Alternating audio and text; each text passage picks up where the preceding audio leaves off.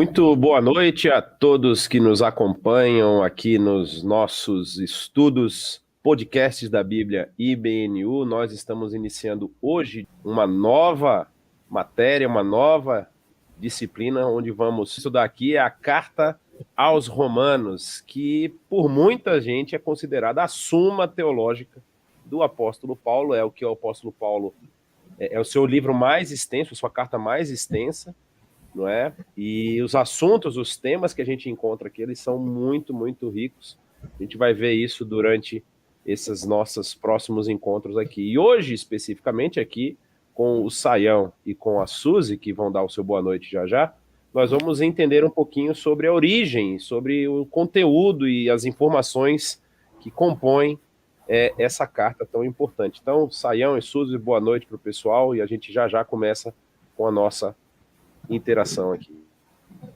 Boa noite, pessoal, sejam bem-vindos, né? Realmente, Romanos é, assim, muito especial e a gente tem muita coisa aí para conversar. Então, sejam bem-vindos e compartilhem aí com o pessoal, porque é muito importante o que a gente tem a dizer aqui, né? Boa noite, Sayão.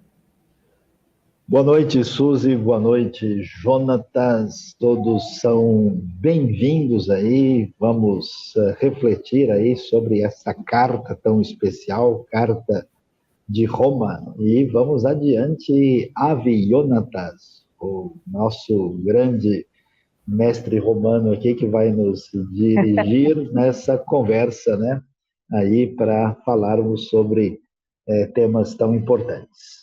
É verdade. Eu só vou conduzir, porque responder está com vocês. A gente vai começar, Saião. A carta aos Romanos, ela é uma carta cuja autoria ela é muito pouco contestada. Ainda há quem invente de contestar algumas autorias no texto do Novo Testamento, principalmente. Mas é muito difícil contestar a autoria da carta sendo do apóstolo Paulo, né?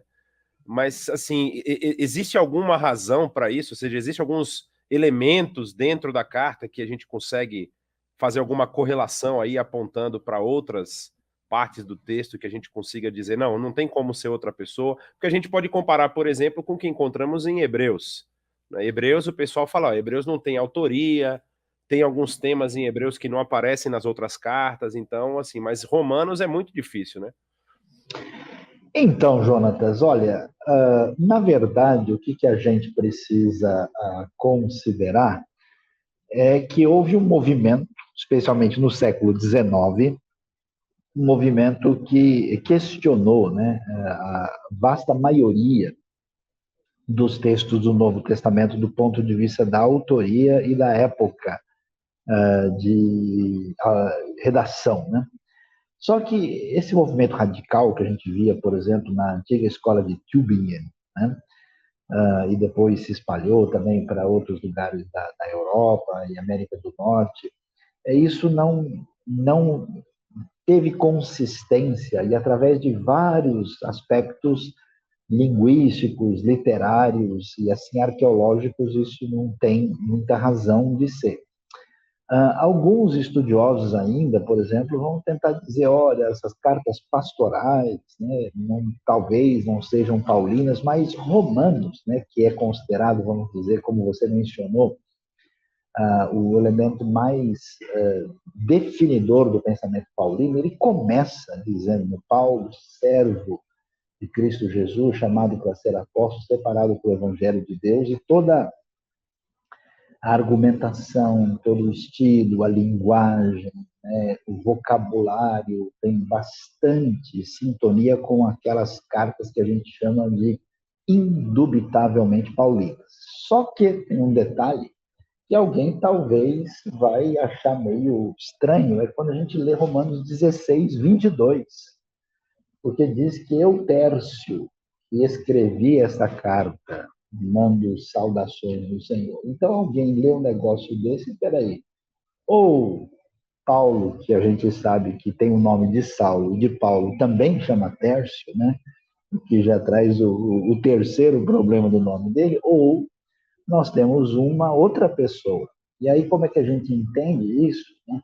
Tércio certamente atua como amanuense, né? Como alguém que trabalha na redação do texto, mas o conteúdo dessa carta de 16 capítulos, assim, coração da teologia paulina, muito difícil, até mesmo estudiosos mais críticos rejeitarem que é carta de Paulo. Pelo menos, quem não gosta de Paulo vai ter que dizer, não gosto porque eu li isso em Romanos.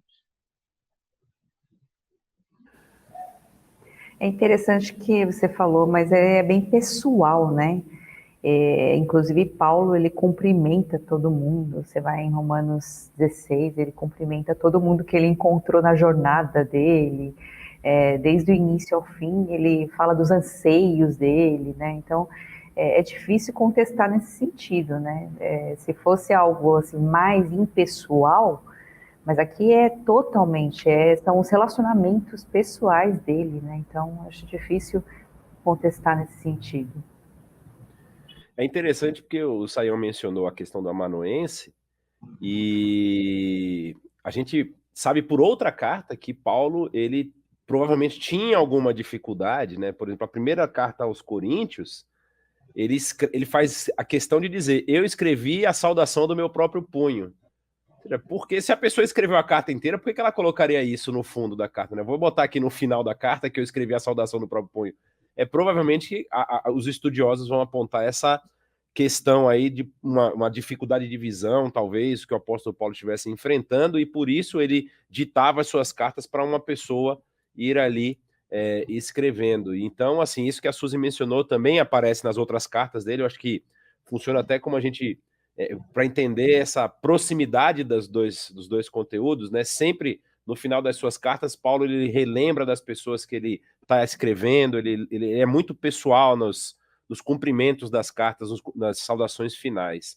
Aí, Suzy, já aproveitando esse gancho, outra questão a respeito da carta é a sua época de escrita, não é? Quando essa carta foi escrita, porque nós temos ali um período muito assim, não é um período tão vasto, mas é um bom período ali entre as viagens, entre a primeira e a terceira viagem, que vai ser, vamos dizer assim, o final da terceira viagem é a prisão que vai levar Paulo a Roma. Né? Vai demorar mais um tempo, ele vai ficar preso lá em Cesareia, depois vai ser mandado para Roma, mas assim, ele está entre a primeira e a terceira viagens, e aí o pessoal tenta encaixar as cartas em que posição elas estariam, não é? Muitos dos estudiosos apontam Gálatas como a primeira carta do apóstolo Paulo, depois você pode ter aí talvez a carta aos Tessalonicenses, depois a carta aos Coríntios e tudo mais, onde Romanos estaria nesse corpo de cartas aí. É interessante, né? Você comentou aí de Gálatas, voltando um pouquinho sobre a autoria, que é bem parecido, alguns temas tratados em Gálatas, né, são retomados aqui, tratados até da mesma forma, de maneiras assim, mais abrangentes, né, mas são retratados, né, tratados novamente aqui em Romanos, né. Parece que essa carta é uma coisa um pouquinho mais tardia, né, uma coisa escrita ali na terceira viagem missionária, né, que se levanta, depois você pode falar de outras teorias, e parece que é um momento específico aí, quando Paulo está em Corinto, né, quando o Sayão falou aí, antes da gente entrar, ele falou de Atos 20, né, nesse momento que fala em Atos 20, 21, 21, 2, fala desse momento, né? Cessado o tumulto, Paulo mandou chamar os discípulos, depois de encorajá-los, despediu-se e partiu para Macedônia. E aí ele viaja por aquela região, encorajando os irmãos, e por fim chegou à Grécia, né?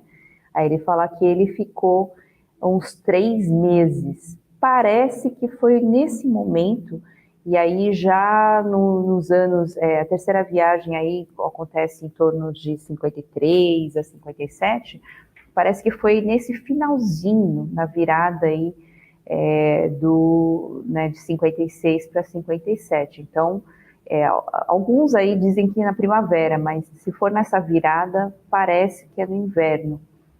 Então, é um momento que, quando ele retornava para Jerusalém, trazendo uma oferta, né, aí para os cristãos, que aparece aí no capítulo 15, né, aí ele vai e redige essa carta para Corinto, e aí faz essas referências de Romanos 16 também. Então, parece que é esse momento. Não sei se você tem outras indicações aí, outras indicações do pessoal falando. Eles já tentaram colocar a carta bem mais para frente, justamente pelo conteúdo. Mas, assim, o que casa muito justamente com quando Paulo esteve em Corinto da primeira vez, havia um decreto do imperador Cláudio, isso está descrito em Atos, que expulsou os judeus da cidade de Roma, e Paulo encontra dois que vinham de Roma, né, que é Priscila e Áquila.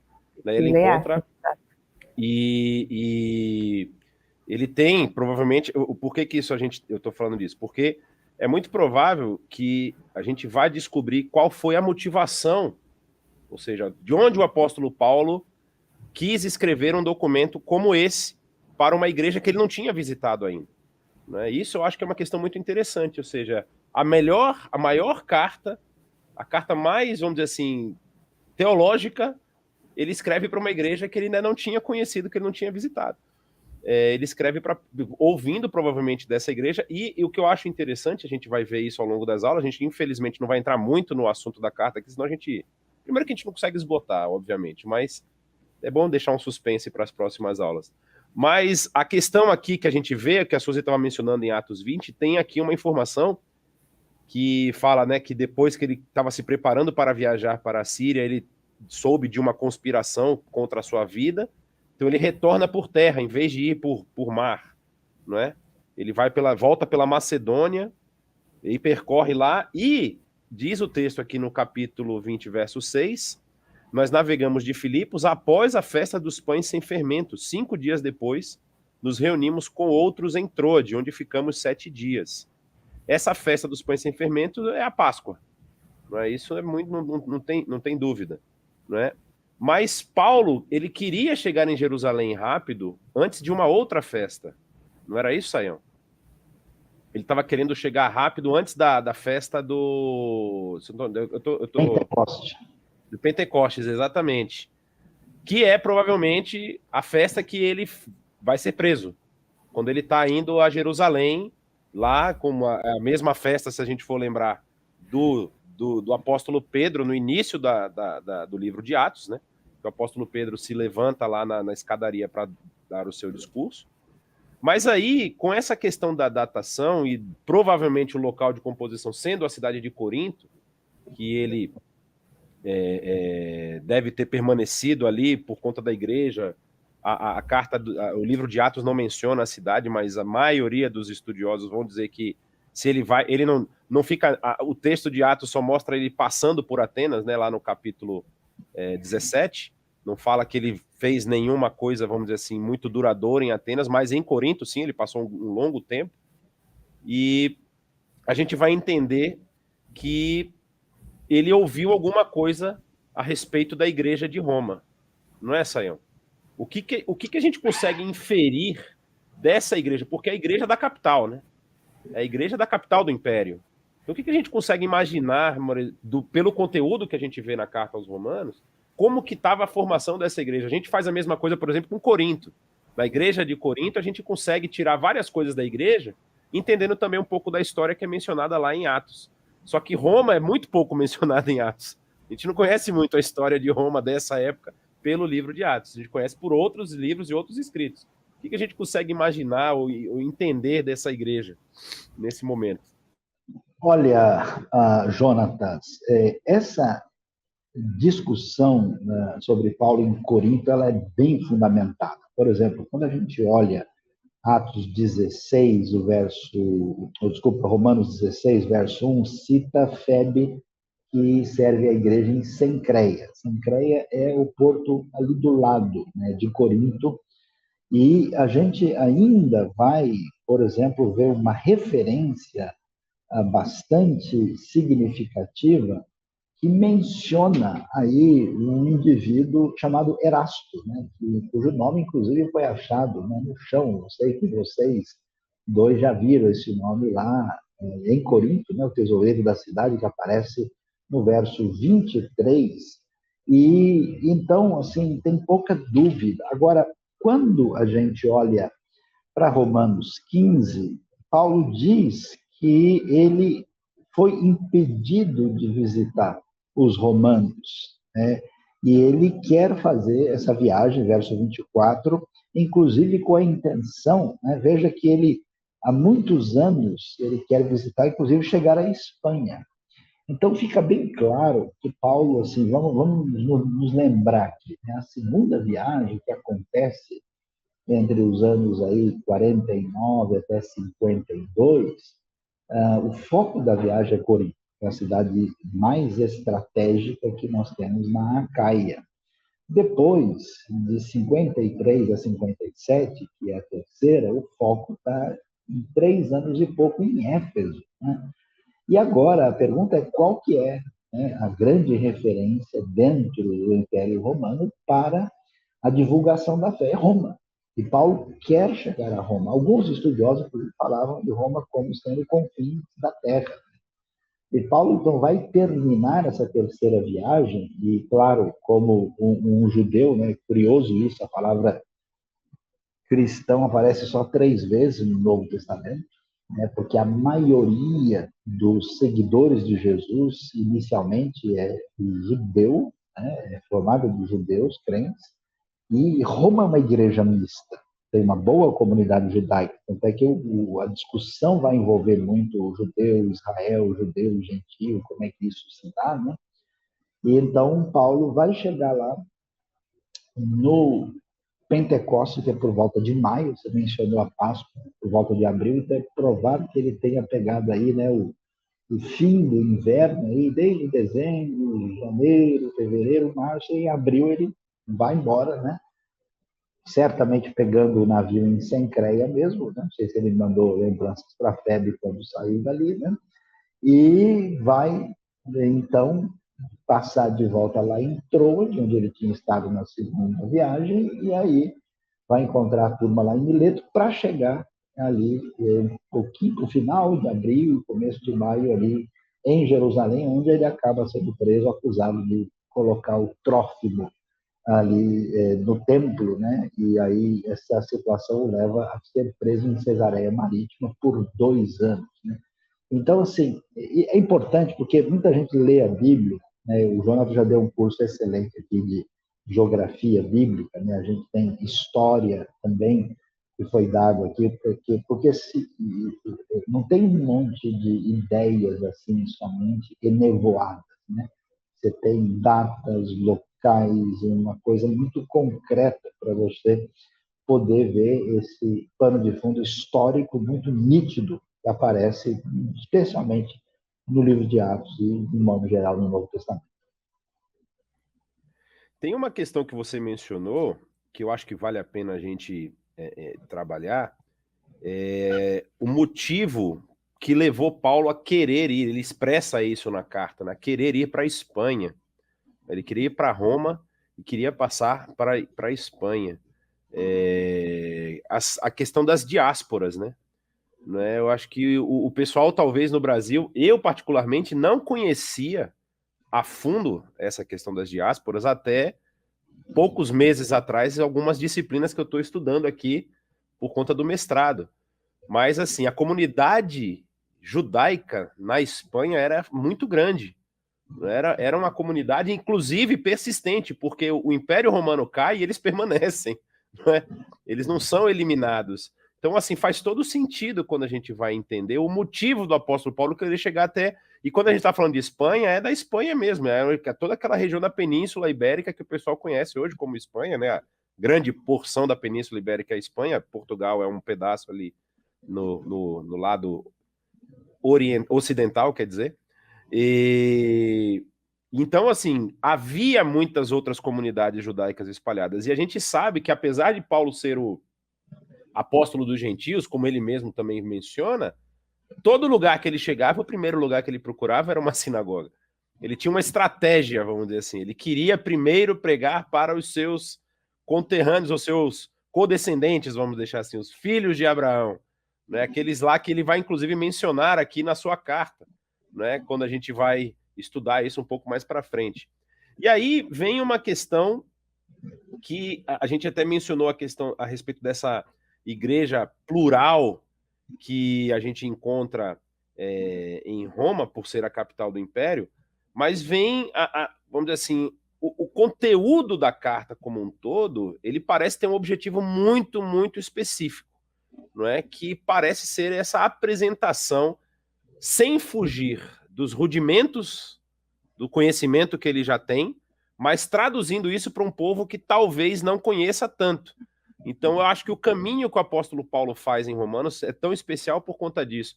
Aí eu não sei se vocês querem falar, a Suzy quer falar um pouco depois do Saião, justamente de como é que é esse conteúdo e como o apóstolo Paulo apresenta esse conteúdo para essa igreja, porque esse não é um conteúdo extremamente judeu, não é um conteúdo que é completamente fora, ou seja, ele utiliza elementos que são presentes dentro da doutrina e dos ensinos tradicionais dentro do judaísmo, mas ele apresenta isso de uma forma para que a pessoa, mesmo que ela não tenha nenhum conhecimento, ela entenda qual é a posição dela nesse cenário todo.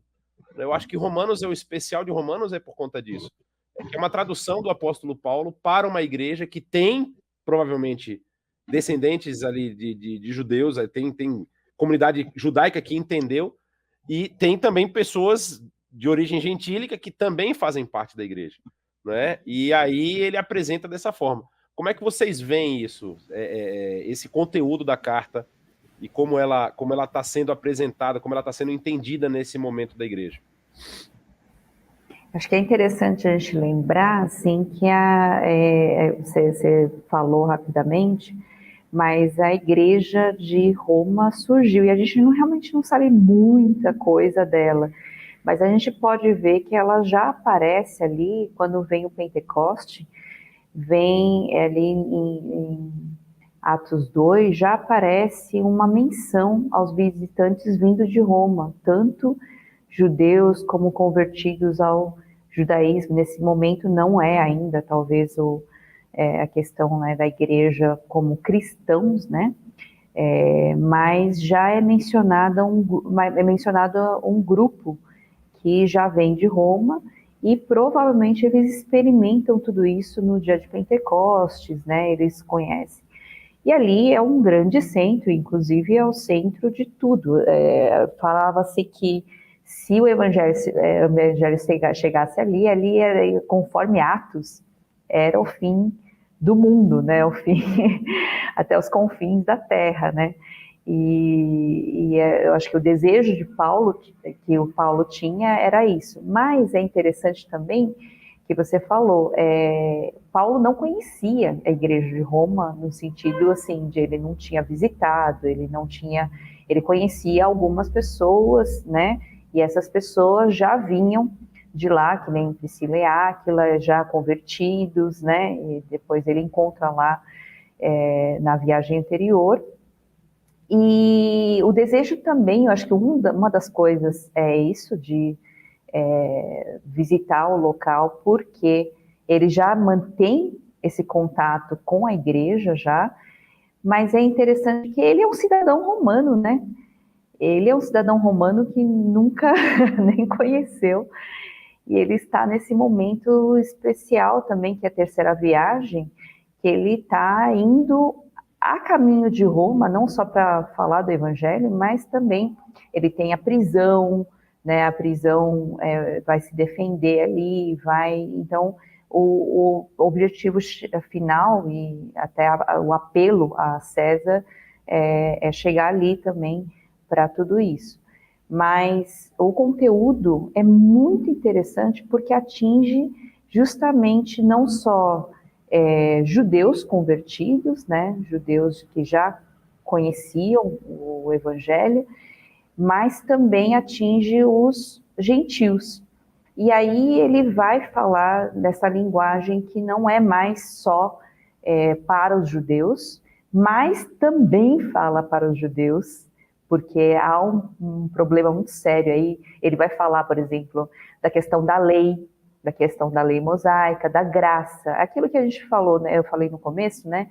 É um pouquinho do resgate do livro de Gálatas, né? Das discussões vistas ali. Mas ele vai falar da lei, da graça, vai falar da questão da carne e do espírito, né? Ele vai colocar numa linguagem mais interessante, Romanos 11.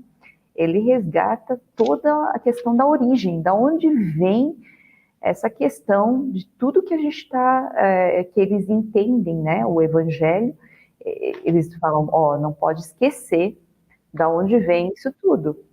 Eles não estão fora, não são cartas fora do baralho, né? Eles não foram lançados, largados por aí, mas existe a redenção, existe o Evangelho no sentido de alcançar a graça de Deus, alcançando os judeus também. Então ele vai falar da graça de Cristo, né? Do Evangelho de Cristo, mas passando por todos esses elementos, né?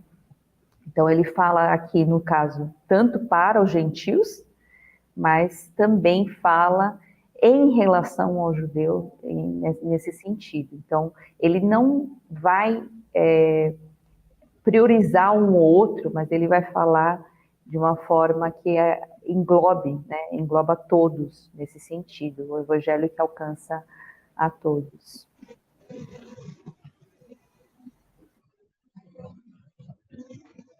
Então, acho que fica claro, né, o que não todo mundo percebe, né, à primeira vista, que nós temos um ambiente judaico na época do primeiro século, que é um ambiente de expansão, né? A gente ouve falar dos prosélitos, né, aqueles tementes a Deus, gente convertida ao judaísmo, porque, de fato, o judaísmo estava, vamos dizer assim, atraindo muitas pessoas, né? E aí, nesse cenário, a questão, apesar desse judaísmo ser proselitista, ele tinha uma série de situações que limitava, né, a possibilidade da conexão com os gentios, né? Lembrando de Pedro, por exemplo, quando vai chegar lá diante do centurião Cornélio, a primeira preocupação dele, opa, eu não posso ir comer com essa gente aqui, porque esse negócio é complicado, né? Então, essa preocupação de que eu, se me aproximo de alguém que não está ligado a Deus de maneira ritual, eu, de alguma maneira, estou prejudicado espiritualmente, né? E aí, quando o evangelho chega, e a Suzy mencionou bem importante isso, Paulo não só é cidadão romano, ele teve uma educação greco-romana, ele conhece a literatura, então ele vai pegar toda essa realidade, né, da salvação, da redenção, desse elemento universal que já vem dos profetas e que se manifesta plenamente com o Evangelho de Cristo, e não tem dúvida, né, que ele vai assim focalizar. Eu tenho a impressão que a magnitude de Roma, a sua importância estratégica é um elemento fundamental, porque a teologia paulina mais ampla, organizada, estruturada, né, nesses primeiros, especialmente 11 capítulos, ela traz essas respostas que ligam questões do Antigo Testamento e, ao mesmo tempo, ela fala sobre a dimensão, que a gente pode chamar uma dimensão universal, né, para o mundo greco-romano, trazendo as questões aí, e não é possível a gente caminhar teologicamente, não só no Novo Testamento, mas na nossa caminhada cristã, sem um aprofundamento em Romanos. Aí a gente vai caminhar um pouquinho falando justamente sobre esse conteúdo da carta, mas sem entrar em muitos detalhes, porque a gente vai ter uma avaliação mais profunda nas próximas aulas. Mas tem uma questão que é interessante, que é levantada normalmente, é essa questão que o apóstolo, a Suzy falou rapidamente sobre a questão vamos dizer assim, dos temas que são apresentados em Gálatas, que são recuperados agora aqui em Romanos e talvez trabalhados de uma forma até... Isso é uma das questões que o pessoal levanta a respeito do apóstolo Paulo, né? Quando levanta assim, fala, ó, percebe-se que a carta aos Romanos é uma carta posterior porque as ideias de Paulo estão melhor trabalhadas, né? A carta de Gálatas, ela parece muito sanguínea ou colérica.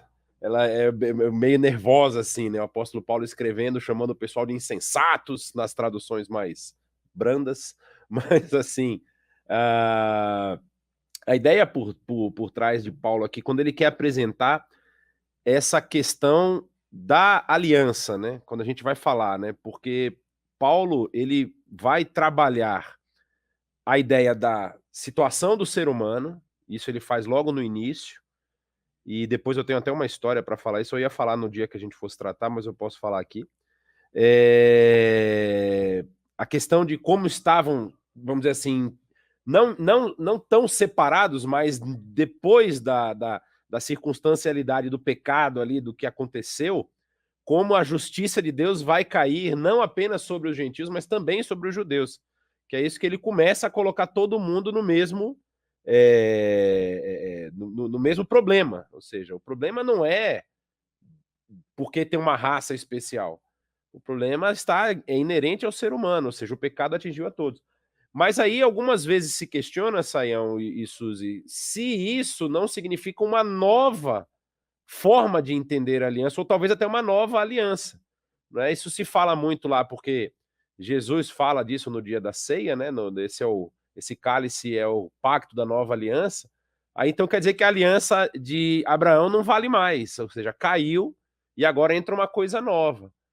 É óbvio que isso é um resumo muito sem vergonha aqui do que a gente vai encontrar na carta, mas assim, como é que fica isso para, por exemplo, para uma pessoa que, para os dois lados, né? Tanto para aquele que entendia que era o povo escolhido e que a aliança só poderia ser executada através daquele povo, como se o povo fosse uma unidade, como se fosse um todo, e para aqueles que nunca souberam dessa história, né?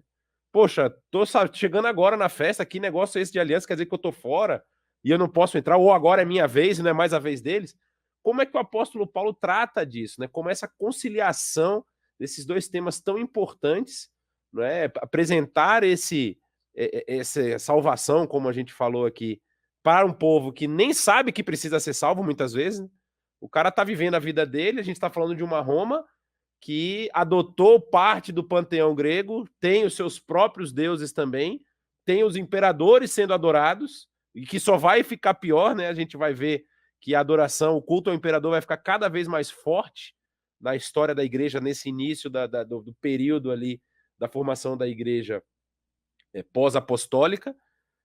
Como que ele apresenta isso para essas pessoas que estão se achegando a essa mensagem? Acho que uma coisa que o Sayão falou que é muito interessante, a gente tem que entender, é que o estilo de vida, ainda que os romanos apresentassem, de acordo com os registros históricos, uma vida um pouco mais, vamos dizer assim, comedida com relação aos gregos que vieram antes deles, a cidade de Corinto, por exemplo. Aliás, toda vez que tem esse nome Corinto é problema, pode ter certeza.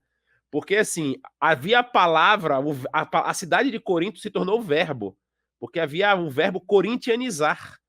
Ou seja, a cidade que o apóstolo Paulo visitou, ela era Corinto 2.0, porque a 1.0 os romanos destruíram. Quando eles chegam na região de Corinto, a devassidão era tão grande que eles acabaram com tudo, aí reconstruíram a cidade, porque realmente é um ponto muito estratégico. O Sayão mencionou perfeitamente na segunda viagem, é o ponto para se estar, porque Corinto é a cidade que liga os dois mares ali, tem toda uma questão geográfica envolvida. Mas aí, os romanos ainda assim não tinham todas as respostas, né? A filosofia romana, que emprestou muito da grega também, não conseguia responder as questões da alma, o que acontece quando você morre? E os judeus já tinham todo um corpo ali de filosofia, de ideias e de teologia mais formado. Só que agora chega aquele, vamos dizer assim, o complemento que vai fechar o círculo, né? Porque ainda querendo ou não, dentro da teologia do judaísmo da época, principalmente, a gente não pode nunca falar, isso é outra coisa que eu aprendi a duras penas, você nunca pode falar de uma teologia judaica do tempo de Jesus, porque havia várias. As interpretações, na Bíblia a gente conhece 4, né? A gente conhece os saduceus, os fariseus, Os zelotes ainda vai ter depois ali, que não é bíblico, mas a gente pode, assim, tá no período que são os essênios. Essas 4 linhas filosóficas de entendimento ali a respeito do destino da alma e tudo mais. E aí você vem o apóstolo Paulo agora, que teve formação muito provavelmente farisaica, né? Ele mesmo fala, né, que ele é fariseu de fariseus e tudo mais, e agora apresenta esse complemento. Olha, até aqui chegava a lei. Ela chegava para mostrar isso. E agora vocês têm essa segunda parte, que foi a graça de Deus sobre a humanidade. Então, como é que ficava, eu fico pensando assim, a reação daqueles leitores que estão recebendo essa informação? Claro, a Suzy mencionou, provavelmente formados daqueles que foram lá no Pentecostes, no início da carta de Atos, vão lá, ouvem a mensagem do apóstolo Pedro e dos outros apóstolos, são batizados, mas voltam para suas casas. E aí começa, a gente vai ter um outro problema a respeito dessa mesma linha que acontece em Éfeso com Apolo. Vocês vão lembrar, não é? Paulo chega em Éfeso, mas vocês foram batizados no Espírito? Não, só o batismo de João, porque ainda estava meio incompleto, incipiente a doutrina. Então Paulo vai colocando isso em pratos limpos. Como é que vocês imaginam que é essa recepção dessa carta pelos primeiros ouvintes? Antes do Saião falar que é para Rabino, eu vou jogar para o Rabino. Sobre lei, essas coisas. Então, Jonatas, na verdade, Romanos é muito amplo, né? Tem muitos detalhes, e a gente tem, né, uma questão assim fundamental, que é essa tensão teológica que nós temos nessa relação de continuidade e descontinuidade da antiga para a nova aliança, né? E aí o que acontece? Não tem como tapar o sol com a peneira, né?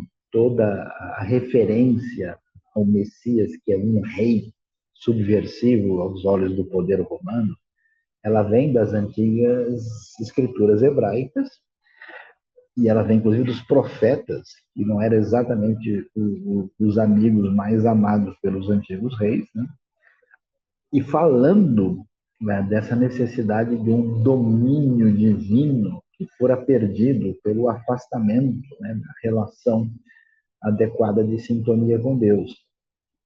E aí o foco, né, de que essa problemática humana se dá na dimensão pessoal, individual, do pecado, da relação de ruptura com Deus, né? Então, eu diria que Paulo faz aí um trabalho impressionante de uma amálgama teológica e diz respeito às questões de judeus e gentios, mas especialmente gentios em algum nível judaizados, quer sejam judeus que conheciam um pouco do assunto, judeu que gentios que conheciam um pouco do assunto, prosélitos, tementes a Deus, que tinham uma conexão com a comunidade judaica. E aí, o que a gente percebe? De fato, há elementos nessa nova aliança que definem uma relação de amplitude, de tal forma que a relação com a antiga aliança é de descontinuidade. Mas há elementos que estabelecem essa relação de continuidade. A gente vai ver, por exemplo, no capítulo 4, né, quando vai falar sobre Abraão, sobre o que significa ser justificado, né? Os estudiosos do Novo Testamento falavam sempre muito sobre esses termos da teologia paulina, né? Dikaios, dikaiosine, se esses termos estão ligados com o que o mundo romano entendia, ou tem alguma coisa a ver com peculiaridades da língua grega, ou se isso tem a ver com uma linguagem exclusivamente do judaísmo, especialmente do primeiro século, o que se entendia, o que é um tzadik, né? Será que um tzadik é um dikaios, né? Como é que fica isso?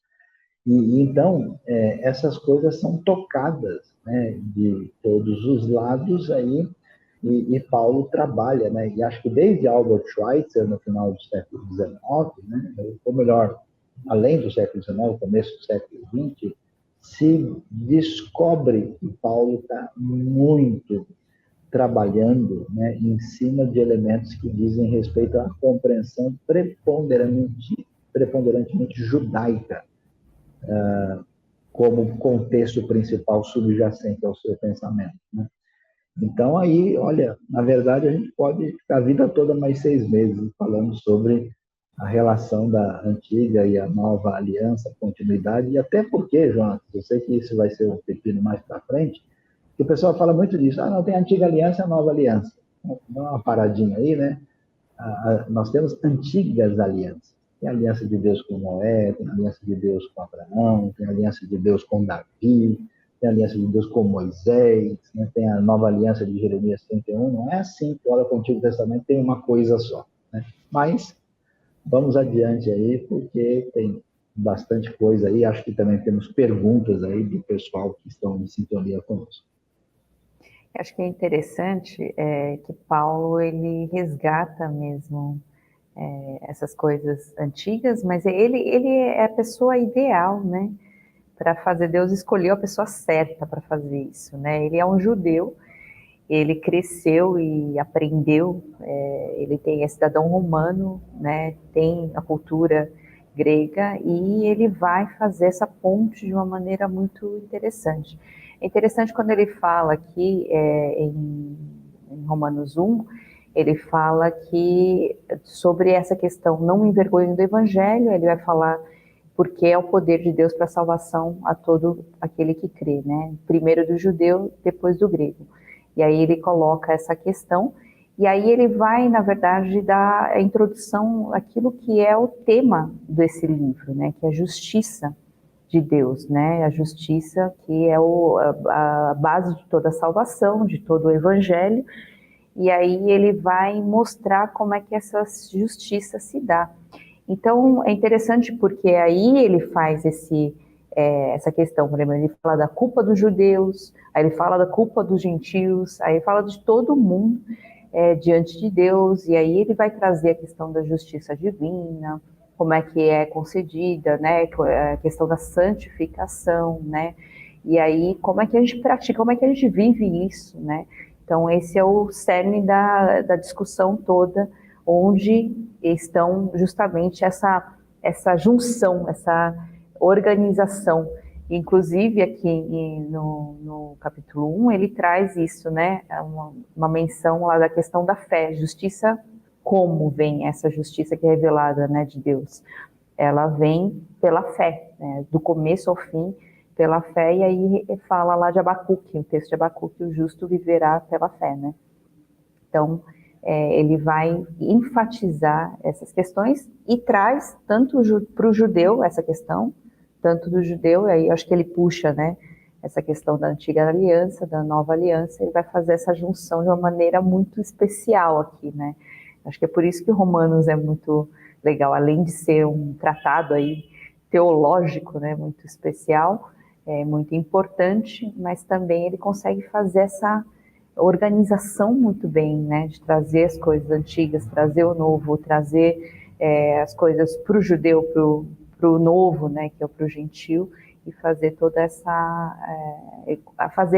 É legal porque a partir do Pentecostes o Espírito Santo veio para todos, né, e agora parece que ele mostra de uma maneira tão clara, né, esse evangelho que é para todos.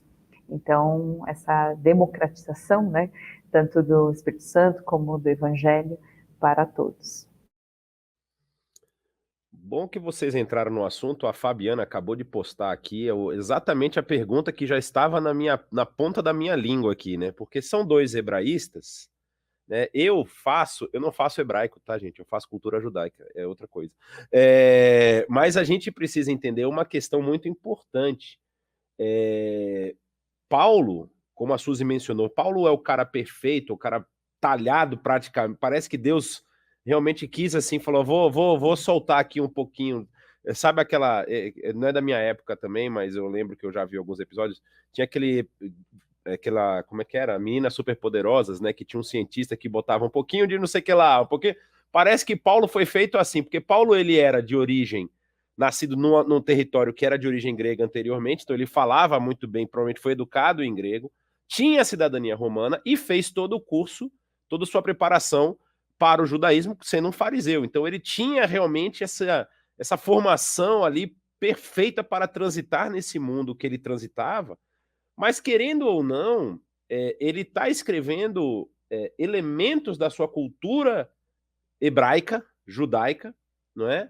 Para uma outra língua, que no caso ele deve, muito dificilmente ele escreveu em latim, a carta foi escrita em grego, é praticamente indiscutível isso, não é? Ele está escrevendo para Roma, que te falava latim, mas grego era a língua comum, e essa carta, como era normalmente as cartas do apóstolo Paulo, elas eram circulares, né?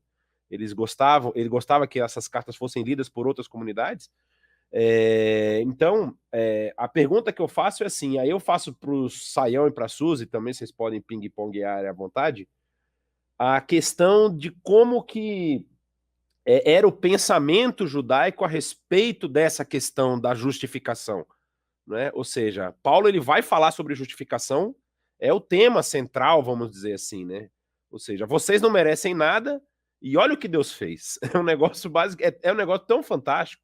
O tema como ele apresenta isso, né? Ele começa a carta dando uma paulada em todo mundo, né? Ele já chega, ó, vocês gentios não prestam por causa disso, os judeus também não prestam por causa daquilo, mas olha o que Deus fez por vocês. Então, como que era esse pensamento na época? Na época não, talvez até os dias de hoje tenha ainda alguma ideia de reverberando vamos dizer assim, das origens ali da interpretação das antigas alianças, né? Como que eles pensavam a respeito dessa questão de como que ele se justificava, como que ele poderia estar, vamos dizer assim, limpo diante de Deus? Como é que era esse pensamento nessa época? É até interessante, né? Porque a gente pensa no Antigo Testamento e muita gente vê o Antigo Testamento como simplesmente uma justificação não pela fé, né? Pelas obras, né? Muita gente olha a lei e acha que aquilo é uma forma de justificação. Então você tem que seguir as regras, né? Você segue leis e você tem a justificação, mas não é verdade, né? A lei nunca foi para justificar ninguém, nem no Antigo Testamento.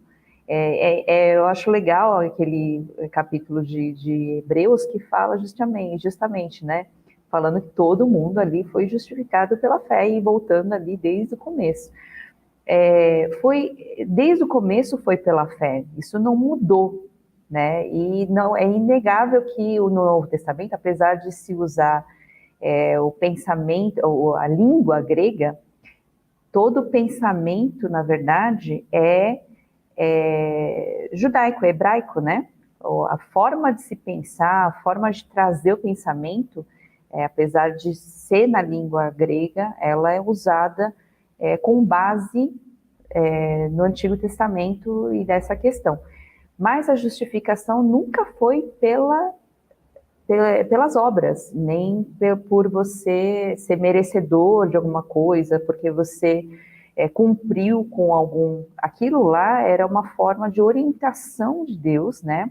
A lei era uma forma de orientação de Deus para que aquele povo escolhido por Deus vivesse uma vida santa, santificada, separada para Deus e pudesse ser não só diante de Deus para fazer viver a vida de adoração, de culto, né, de tudo isso, mas também ser luz para as nações. Então, era uma orientação de como deveria se viver, que a gente pode falar que é a forma de santificação, né, que é uma forma de viver de maneira santa, né, e a gente vai ver em alguns momentos isso aparecendo, mas de certa forma sempre foi, Deus falava algo, eles ouviam e tinham que crer nesse Deus e viver aquilo que Deus estava colocando. Isso sempre foi verdade em todas as alianças. Então não muda nesse sentido,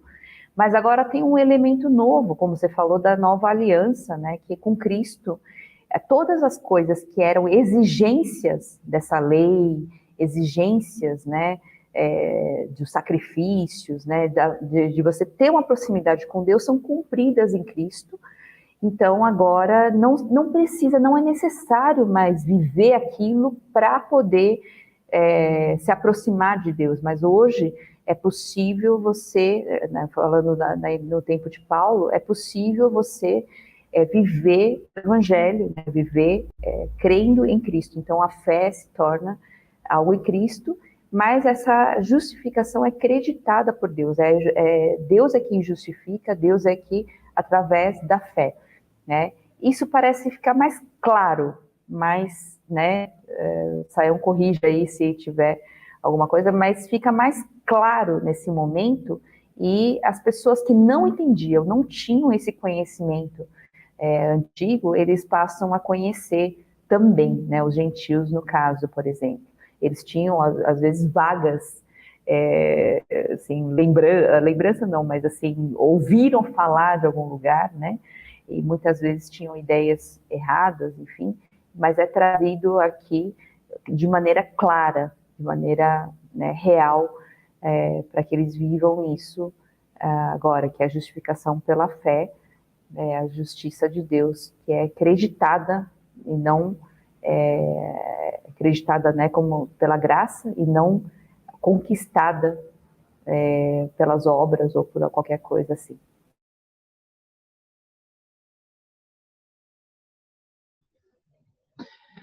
Então, a Suzy apresentou aí, né, a proposta clara de justiça, justificação dentro do pensamento paulino, né, desse contexto que interpreta, entende o Antigo Testamento, né, com a sua dimensão.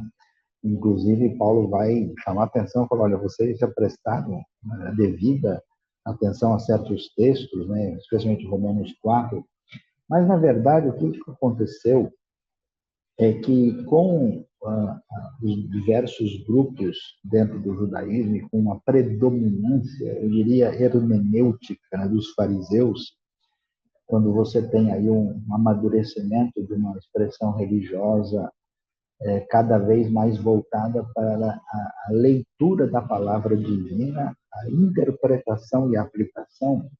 Então, o caminho foi de entender que as leis divinas, elas eram exigências de Deus que, se devidamente cumpridas, elas nos davam a possibilidade de ser chamado de justo diante de Deus, né? Então, nesse sentido, é que nós vamos ver Paulo romper, né, com esse tipo de interpretação e dizer, olha, a coisa não funciona assim, né? E aí a gente tem essa distinção muito clara, e vem essa discussão, né, de que você é considerado justo, ou a justiça de Deus é atribuída a você pela sua relação de confiança, dependência e reconhecimento de que Deus salva através da fé.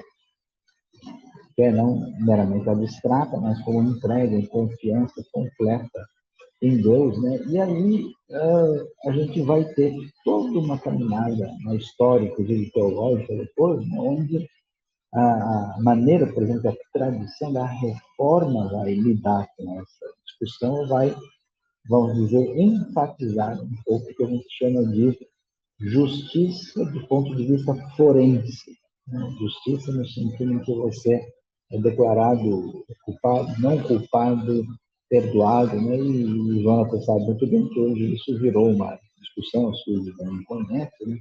Quando alguns tentam dizer que a coisa talvez não fosse tão forense assim, e até colocam, né, esse ônus aí numa maneira judaica de lidar com a questão, né?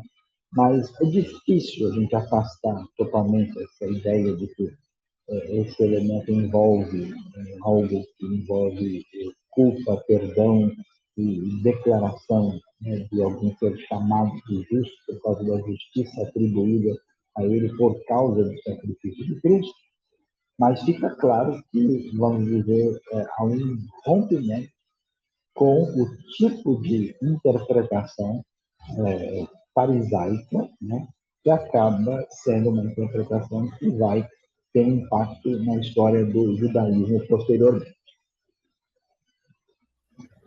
É interessante que uma vez eu estava até conversando com o Saião, na época que eu estava levantando temas para apresentar lá no mestrado, e eu sempre achei interessante essa proximidade da sonoridade das palavras, né? Do tzedekah, do tzadik, e o de quê, né? De Caios. Eu falei, alguém emprestou para alguém nessa conversa aí. Em algum contato antigo lá, alguém leu o texto do outro, isso aqui é justiça, então deixa eu aproveitar do lado de cá. E aí eu sempre quis ver se tinha alguma conexão linguística entre as duas, né? Mas aí o meu tema virou outra coisa, não tem nada a ver com isso hoje. Mas, assim, tem umas questões aqui que foram levantadas bem interessantes. Tem o pessoal agradecendo a aula. Ela é para você, está disponível. Podem compartilhar para quem vocês quiserem. O Carlos fala que ele está dando aula de Atos, se está no capítulo 21. Tem um curso de Atos também aqui, viu, Carlos? Se você quiser aproveitar depois, está no nosso canal. Por que a carta, a Marília faz essa pergunta, por que a carta recebe o nome aos Romanos? Ela foi escrita de maneira específica para os romanos? Eles eram os convertidos?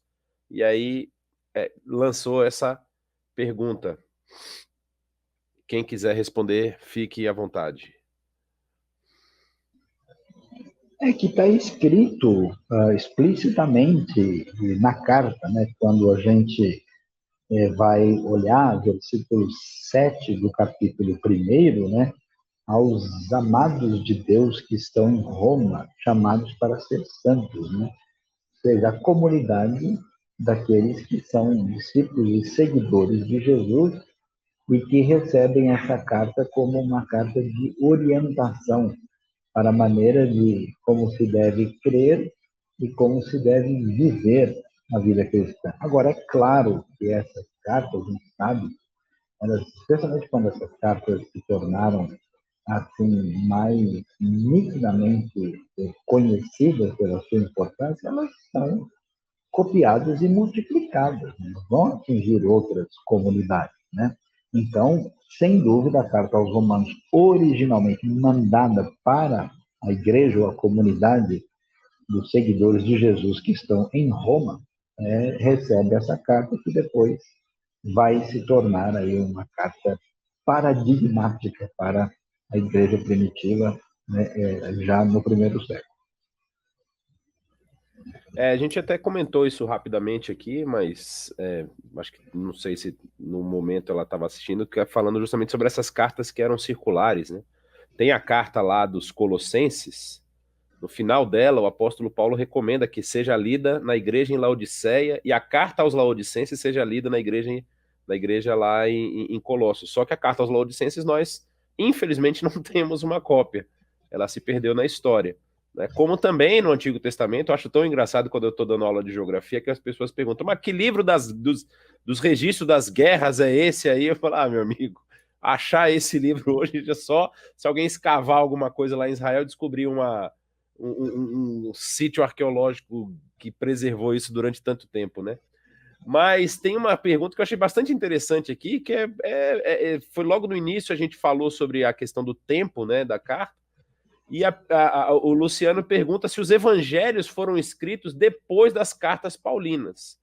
Essa é uma pergunta muito boa. Não sei se a Suzy quer responder, o Saião, a gente deu aula sobre isso há pouco tempo, então eu vou deixar vocês responderem.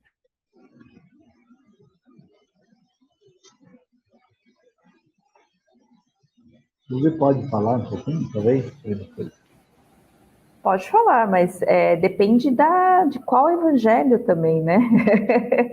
Depende de qual evangelho. Então, pela datação aqui, de 56 para 57, se essa carta foi escrita, ela foi escrita antes de, por exemplo, João, né? João parece que foi bem mais tardio. Então, depende um pouco de qual. Marcos foi... É bem provável que ela seja no período da escrita do Evangelho de Mateus, né? Porque Marcos, de acordo. Marcos é provavelmente por volta do ano 49, 50. Antes. Aí depois você tem ali Mateus, que Mateus eles não põem uma datação. Inclusive, os estudiosos vão falar de Mateus quase 10 anos, né? A diferença da data. Pode ser de 50 a 60.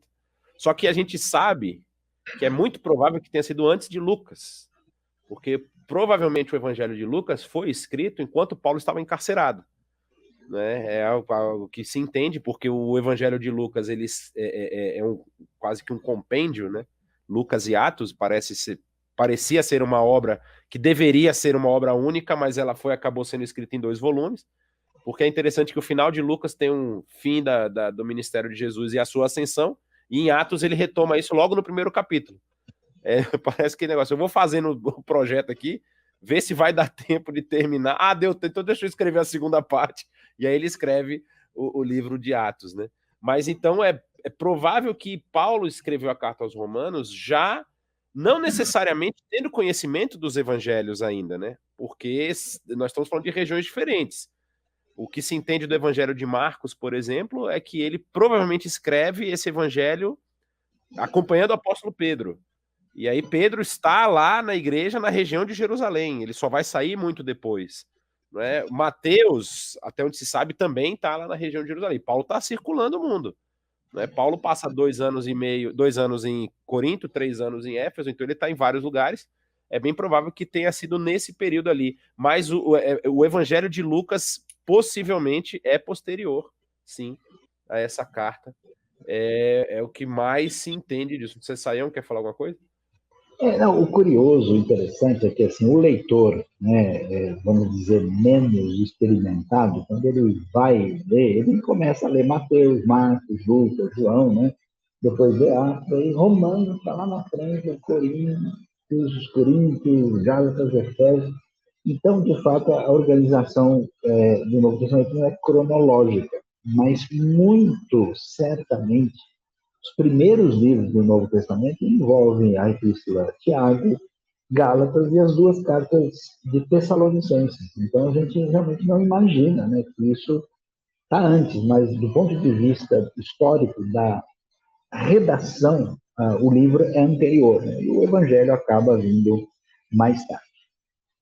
Pelo menos assim, né, vem depois. Depois, claro, tem outras cartas que, as pastorais são posteriores, então assim, a gente não imagina que tem carta antes dos evangelhos, mas tem uma questão aqui que a Fabiana levantou. Ela escreve assim: nova aliança, nesse caso, no grego é kainos, novo, de restaurado, renovado. Jesus se referia a kainos, não seria a uma aliança restaurada sem remover as alianças feitas anteriormente?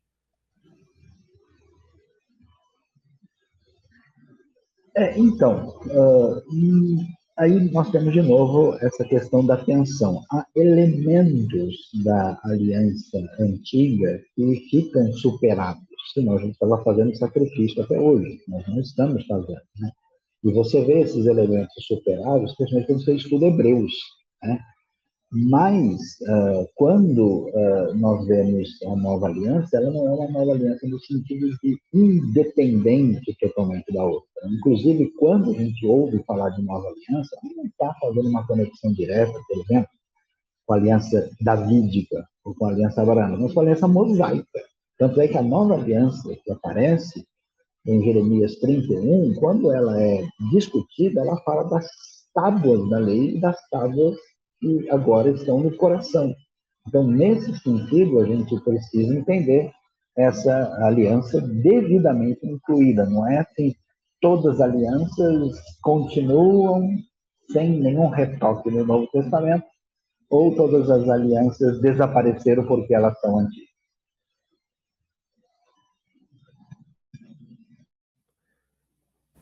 Essa. Quer falar, Suzy? Antes da pergunta? Essa pergunta agora aqui, ela vai ser um pouco mais. Vai trazer um pouco mais de tensão, porque é um dos temas que a carta aos Romanos sempre é utilizado, né? E aí o pessoal pega outros textos do próprio apóstolo Paulo e trabalha esses temas aí para poder criar todo um corpo de doutrinas e que a gente já tem algumas lives, inclusive aqui, algumas mensagens gravadas no nosso canal que trabalham esse tema. Mas é uma pergunta do Adilson, ele faz a seguinte colocação, né? Em Romanos, nós vemos Paulo declarando sobre o controle de Deus sobre todas as coisas, caso do faraó e da posição como vasos nas mãos do oleiro. Essa soberania divina invalida o arbítrio? Essa é a pergunta dele. Eu ia fazer a pergunta para você, Jonatas, é isso que eu ia fazer. Hoje. Eu tô até... Eu não sei, ele leu a pergunta e vazou. Saiu. Mas é interessante essa questão da soberania. Se a gente, mesmo no caso de Faraó, né?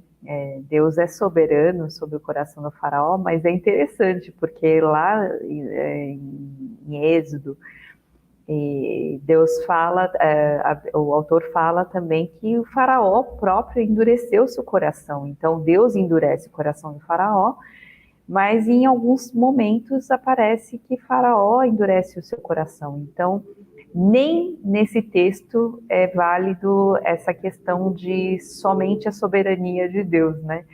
Então, a gente não entende como isso caminha, é um mistério, como isso funciona exatamente, mas isso não invalida o arbítrio. A soberania de Deus é real e é verdadeira, e o arbítrio também é real e verdadeiro. A gente tem, Deus deu essa posição esse direito, né, essa forma de escolha, que a gente pode escolher, e ele quer que a gente escolha por vontade própria, a gente adore a ele e escolha a ele, né?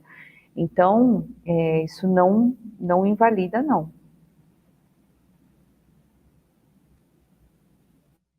Saião?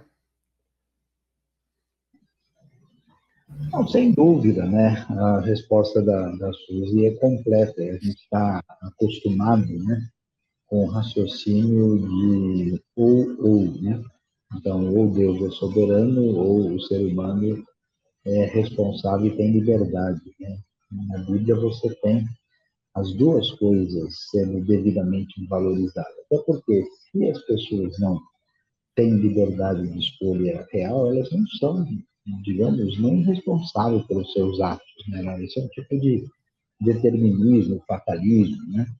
E, de fato, se Deus não é soberano, e nós temos que dizer para ele o que ele deve ou não fazer, então não é Deus coisa nenhuma. Então, não tem como a gente abrir mão. Eu gosto de brincar com essa ideia, dizendo que o pessoal gosta de praticar a teologia do Saci Pererê, né, a teologia de uma perna só.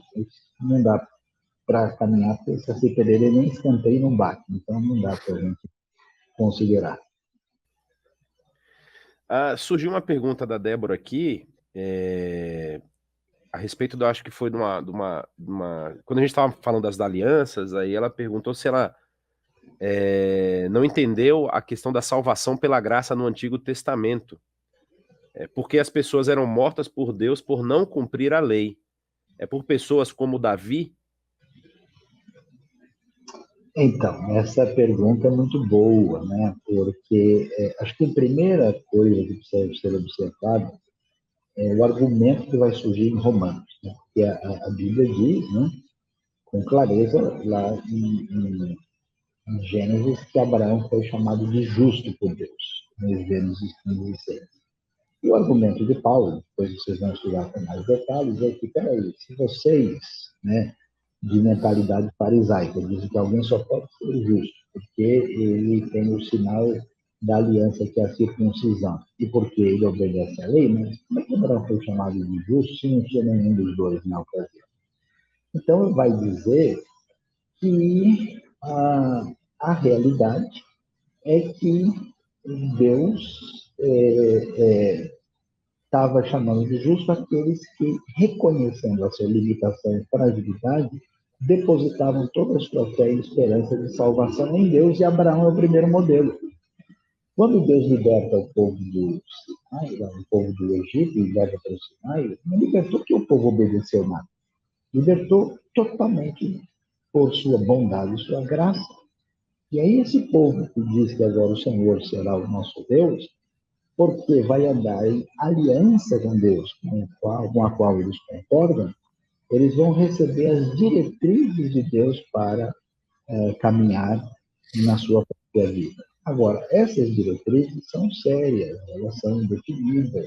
Em alguns casos, a pessoa, ao desobedecê-las, não simplesmente porque eram parte da lei, mas porque ao desobedecê-las colocavam a própria comunidade numa situação de ameaça. Em alguns casos, essas punições podiam chegar até a pena de morte. Mas a gente vai ver que isso não é uma referência constante no Antigo Testamento. Você não pode dizer que no Antigo Testamento as pessoas eram punidas pela morte e quebravam a lei, porque não tinha sobrado ninguém vivo. Todo mundo tinha morrido, punido pela morte. E quando você chega no Novo Testamento, você vai ver a mania de Safira. Quer dizer, Paulo lá em Corinto dizendo que tem pessoas que morreram pela sua maneira de se conduzir. A gente vai ver que o primeiro João tem uma discussão, né? Ele é tocado para a morte. Então, assim, o Deus do Antigo Testamento, de novo, é o mesmo. É um Deus que fala de santidade e diretriz e fala de graça. O que Paulo vai argumentar é que não existem dois caminhos de salvação. Do tipo, lá no Antigo Testamento, a gente era salvo porque a gente obedecia às regras. Ninguém jamais fez isso. Ninguém foi salvo. No Novo Testamento, mudou o sistema. Né? Então, agora a gente é salvo por crer em Jesus. Isso é super estranho, porque Jesus, que é o Salvador que perdoa o pecado, e só vale depois do Novo Testamento. Antigamente não tem valor o que ele fez. E segundo, porque isso cria dois métodos de salvação, o que é estranho, porque um é pelo mérito humano e o outro é pela graça e pela fé em Cristo. Esse tipo de raciocínio não subsiste e ele está equivocado. Então, vale a pena aí observar o argumento bíblico nesse sentido. Fala, Suzy. Eu vou continuar aqui com a pergunta, porque é uma continuação aí do Paulo fala. Aí eu quero perguntar para vocês, a questão do arbítrio, já que a gente está falando, né, dessa questão da graça de Deus, da soberania de Deus, e então o arbítrio, ele valida a afirmação de que ser humano pode, então, construir ou escolher sua própria salvação? Faz sentido isso?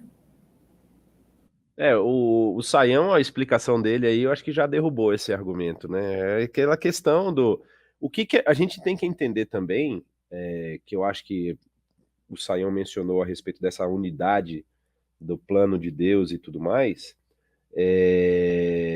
o que significa esse arbítrio, né? Ou seja, não é um arbítrio... Você pode até ter livre-arbítrio, mas você não é todo poderoso, né? Ou não é onipotente. Então, assim, não é um arbítrio que vai, por exemplo, lhe permitir fazer coisas que não são permitidas diante da vontade da definição das regras que Deus colocou no mundo. Então, por exemplo, quando eu falo sobre a questão de construir e escolher a sua própria salvação, é claro que a salvação, ela não vem de nada que nós fazemos. Essa que é uma questão muito interessante, ou seja, não é pelo fato de eu ter tomado o caminho A, B ou C que eu sou salvo pela graça de Deus, imputando essa justiça que a gente mencionou, que o apóstolo Paulo vai tratar. É Deus quem diz que eu estou justificado.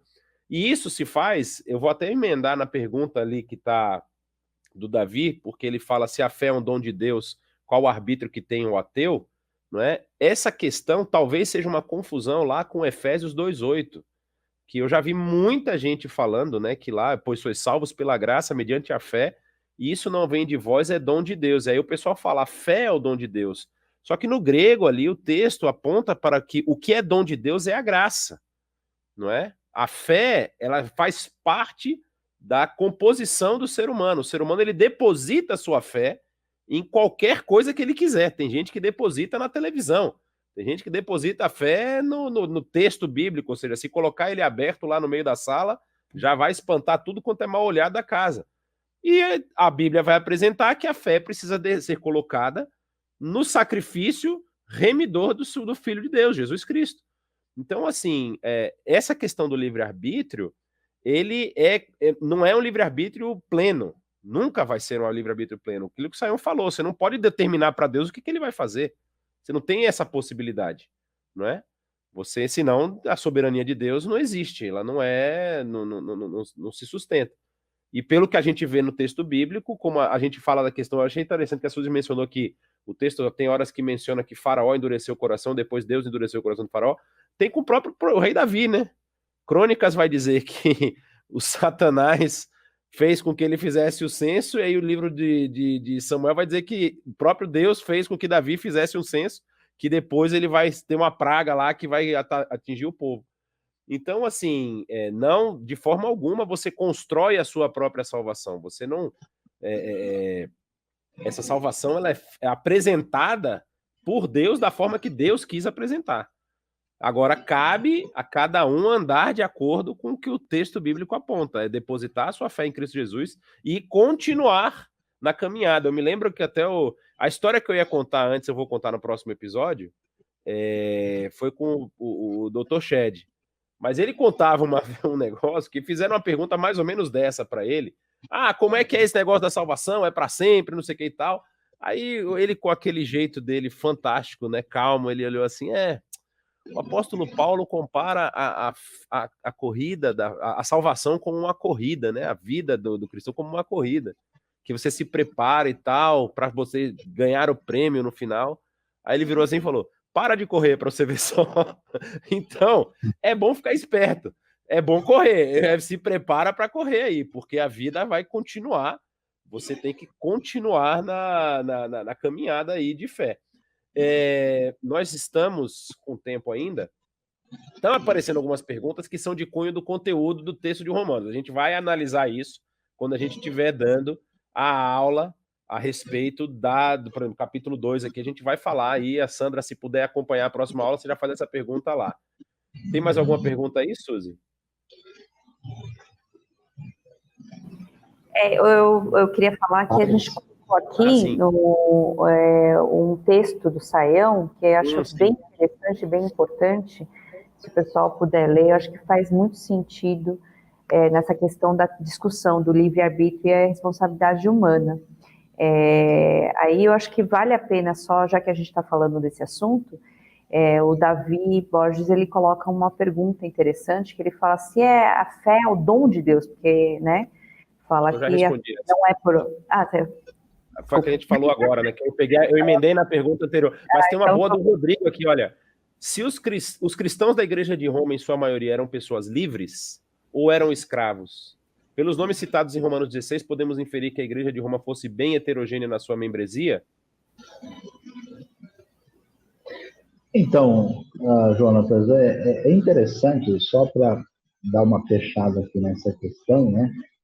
A palavra arbítrio é uma palavra, eu diria, muito inadequada, né, para lidar com essa questão, porque é claro que ninguém tem o que a gente pode chamar de um arbítrio absoluto, né? Olha, amanhã eu quero estar na Nova Zelândia. Não é possível isso, porque eu não tenho condições de fazer isso com as minhas possibilidades. Então, o ser humano não faz aquilo que ele quer, porque as suas decisões estão limitadas, mas as suas decisões são reais, as suas escolhas são escolhas reais e são responsabilizáveis, né? E aí, na Bíblia, você não tem essa ideia de que você é autômato, de que você não reage de jeito nenhum. Você tem uma clara ideia de que não só você acredita e que você decide, né? E, ao mesmo tempo, o poder de ação, de salvação, vem de Deus, né, nessa parte. Então, de novo, você está entrando na discussão do século XVI, 4 séculos depois, que é a famosa discussão, que não faz muito sentido no pensamento bíblico, entre o que é chamado popularmente de calvinismo e popularmente de arminianismo, né? A gente tem um vídeo detalhado sobre isso que a pessoa pode depois olhar lá, né? Mas, assim, as igrejas do Novo Testamento, na sua maioria, incluindo a igreja de Roma, são igrejas heterogêneas, só que certamente com maioria de escravos, né? Não só porque eles são maioria no Império Romano, em torno de pelo menos 60% da população, como também são pessoas que se abrem, né? Lembra que Paulo vai dizer, ó, não são muitos de vocês, né, os mais ricos e proeminentes da fé. Então, nós vamos ter no Novo Testamento a clara ideia de que pessoas de relevância, de importância, se abrem para a fé, mas a igreja certamente é heterogênea. Tem uma pergunta interessante aqui também, do Fernando, né? Ele fala que eu estou lendo o Fator Melquisedeque. Nas outras religiões tem alguns resquícios da nossa. Eu creio que seja mais ou menos a questão da nossa fé, né? Não da nossa religião, como... mas é uma questão bem... Porque eu acho que a própria carta aos Romanos vai apresentar de uma forma única, né? Como a gente já falou, essa nova interpretação, esse novo entendimento, né? A respeito de como se processa essa questão da justificação. Não sei se o Saião, que conhece bastante o texto, Suzy também, se quiser falar alguma coisa sobre o Fator Melquisedeque. Eu achei esse livro fantástico, assim, porque a gente, né, vê realmente, não é só um resquício, mas a gente, por ter sido criado por Deus, a gente não perdeu tudo, né? A gente simplesmente não é mais nada porque o homem pecou e perdeu exatamente tudo. Não. Todos os povos, né? Todas as pessoas têm essa imagem de Deus, apesar de estar distorcida, quebrada, com muito problema por aí, a gente tem essa tendência para o pecado. Apesar disso, existe assim, a marca, né, dessa imagem de Deus, e existe um reconhecimento, uma busca por Deus muito grande. Então é interessante como o Fator Melquisedeque traz essas marcas, por exemplo, é impressionante, um lugar assim no meio do nada, sabe, uma ilha, que eles não têm contato com nenhum povo, eles esperam o Deus do livro, né? É impressionante. Na Coreia, por exemplo, tentaram entrar com um nome diferente para o Deus, né? Para trazendo o Deus de Israel, né? Esse Deus único, mas eles tentaram entrar com um nome diferente. Ninguém aceitava, porque já existia. Eles não entendiam, não sabiam, mas existia um Deus do céu e era o Deus único. Então, quando eles entenderam, o pessoal que foi evangelizar entendeu que existia esse Deus, eles entraram já falando, olha, sabe aquele Deus único, Deus do céu? Então, esse Deus é aquele criador do universo. Aí o pessoal aceitou na hora. Então, um monte de gente se converteu através disso. Então, existe sim essa marca, esse reconhecimento, essa expectativa por um Deus, a busca por Deus e esse Deus verdadeiro. Então, isso é muito legal. Esse livro é muito legal por isso. Acho que um fator interessante para a gente destacar, né, depois de todo o detalhamento que a Suzy deu, é que não é que as outras perspectivas religiosas, né, têm elementos muito claros sobre a salvação, sobre Cristo, mas esses elementos que envolvem a questão da criação, elementos, né, que têm a ver com a consciência moral, isso sim, né, exatamente esses elementos que estabelecem essa ponte, né, como aconteceu na Coreia, e como acontece quando Paulo chega em Atenas, né? Então você tem um campo preparado que estabelece essa conexão. De fato, é uma das coisas, eu diria, das mais importantes para as pessoas do contexto evangélico estudar e conhecer. Acho que vamos encerrando por hoje. Foi muito bom o papo aqui com a Suzy e com o Saião. E já convidando vocês, tanto para acompanhar aqui as nossas próximas lives a respeito da Carta aos Romanos, como também para Ruth e Esther, que vão começar no próximo sábado, também às 19 horas. Saião e Suzy aí, suas despedidas para a gente fechar aqui o nosso bate-papo. É isso aí, então acompanhem, podem, fiquem à vontade, estudem mesmo a Bíblia, porque é isso que a gente quer passar para vocês. Deus abençoe. Bom, a gente agradece a participação de todos, receba aí o nosso abraço, e IBNU à sua disposição, tanto presencial como digital, à distância. Obrigado, Jonatas, obrigado, Suzy. Não se esqueça aí, né, de curtir, de se inscrever no canal, você vai ser sempre avisado, e de multiplicar também para outras pessoas, para que eles possam ter acesso a esse conteúdo que é totalmente gratuito e preparado pela IBNU. Um abraço, pessoal. Até semana que vem.